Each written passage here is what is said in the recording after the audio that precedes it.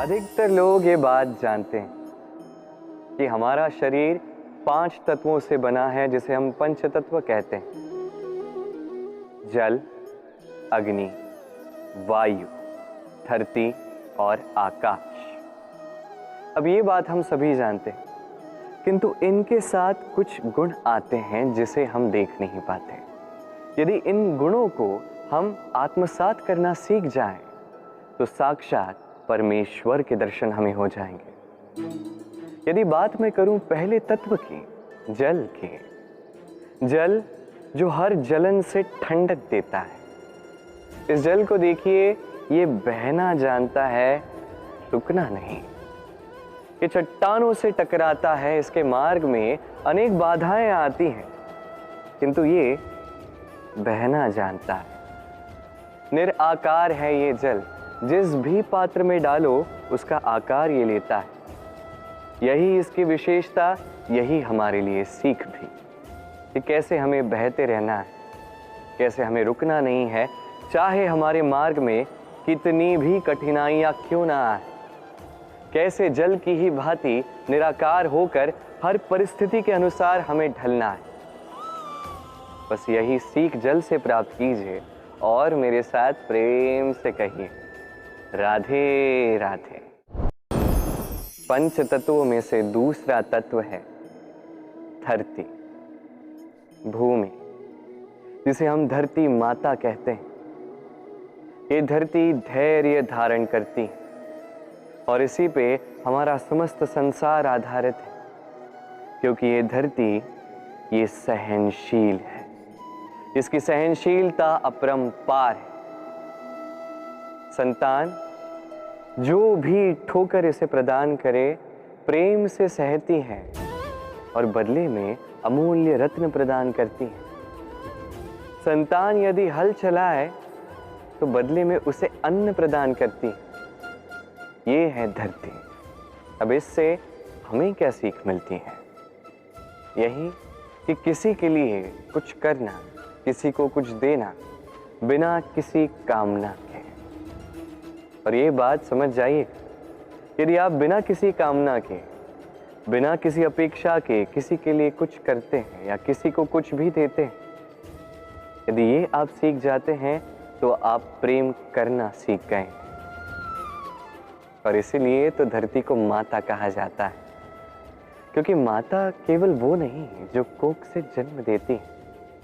माता तो वो भी है जो जीवन जीना सिखाती है, जो जीवन जीने का उदाहरण बन जाती है। तो धरती से ये निस्वार्थ भाव सीखिए, निस्वार्थ प्रेम करना सीखिए और इसी प्रेम के साथ कहिए, राधे राधे। वायु, पंच तत्वों में से तीसरा तत्व। कोई इसे समीर कहता है, कोई पवन कहता है। पहली बात तो ये है कि ये वायु ही हमें जीवन दान देती है, प्रतिदिन प्रति क्षण। इसी वायु के कारण हम श्वास ले पाते हैं, जीवित रह पाते हैं। यही वायु है जो सभी मेघों को एकत्रित करती है एक उचित स्थान पर और वर्षा करवाती। इस वर्षा के कारण इसी धरा पर अन्न उगता है। इस वायु को देखिए, कभी इतनी सौम्य होती है कि आपको अंतर भी नहीं पड़ता, और कभी कभी ऐसा रूप धारण करती है कि बड़े से बड़े पर्वत का आकार ही बदल के रख देती है। यही वायु की विशेषता है।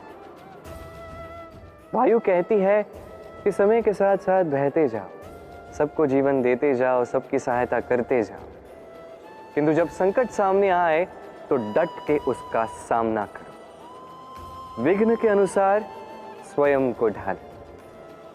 अब कब कितना कठोर बनना है और कब कितना सौम्य बनना है, ये वायु से सीख लीजिए और मेरे साथ प्रेम से कहिए, राधे राधे। अग्नि, चौथा तत्व, सबसे अधिक महत्वपूर्ण, उससे भी अधिक भयावह। कभी अग्नि को नियंत्रित रूप से चूल्हे पर जलते हुए देखिए। ये अग्नि हमें अन्न पका के देती है, जिससे हमें शक्ति मिलती है। किंतु यही अग्नि जब विचलित होकर, अनियंत्रित होकर वन की आग बन जाती है तो महाविध्वंस मचा देती है। आपके भीतर की ऊर्जा ये अग्नि है, ये शक्ति भी है, ये क्रोध भी है। इसका उपयोग कैसे करना है ये आप पर। यदि कोई व्यक्ति अपनी भीतर की ऊर्जा का उपयोग करता है शक्ति के रूप में, तो वो विकास कर सकता है, निर्माण कर सकता है।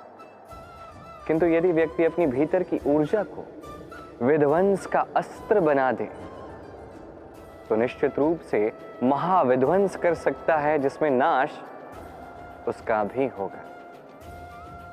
वर्षों पूर्व ऐसी ही एक अग्नि से इस सुंदर पृथ्वी का जन्म हुआ था, और वर्षों पूर्व ऐसी ही अग्नि में सभी जीव संसार के विलुप्त हुए थे। अब आप अपनी भीतर की ऊर्जा से निर्माण करना चाहेंगे या विनाश करना चाहेंगे, निर्णय आपका है। आइए और मेरे साथ प्रेम से कहिए, राधे राधे।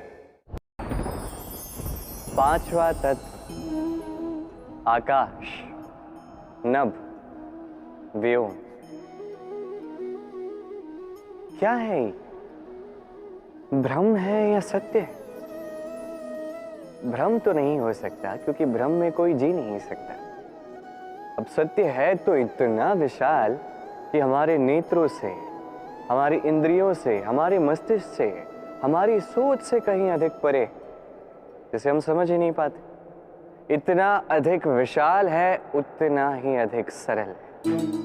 इतना अधिक अंधकारमयी है, उतना ही अधिक प्रकाश भी यही प्रदान करता है। देखा जाए तो ये जीवन संचालक है, किंतु यदि क्रुद्ध हो जाए तो प्राण हरने में संकोच नहीं करता। ये आकाश ना केवल भूलोक को, अपितु इस समस्त ब्रह्मांड को, इस समस्त सृष्टि को, इसके हर एक तारे को, हर एक ग्रह को एक विशेष स्थिति देता है। इसका स्वयं का कोई अस्तित्व तो नहीं, किंतु ये हम सभी को अस्तित्व देता है। यही महानता है आकाश की।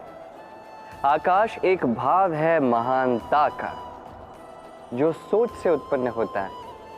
आप भी आकाश की ही भांति ये सोच अपना लीजिए, आपका जीवन भी आकाश की ही भांति महान और विशाल होगा। और तब ये मन ये प्रसन्न होकर कहेगा, राधे राधे।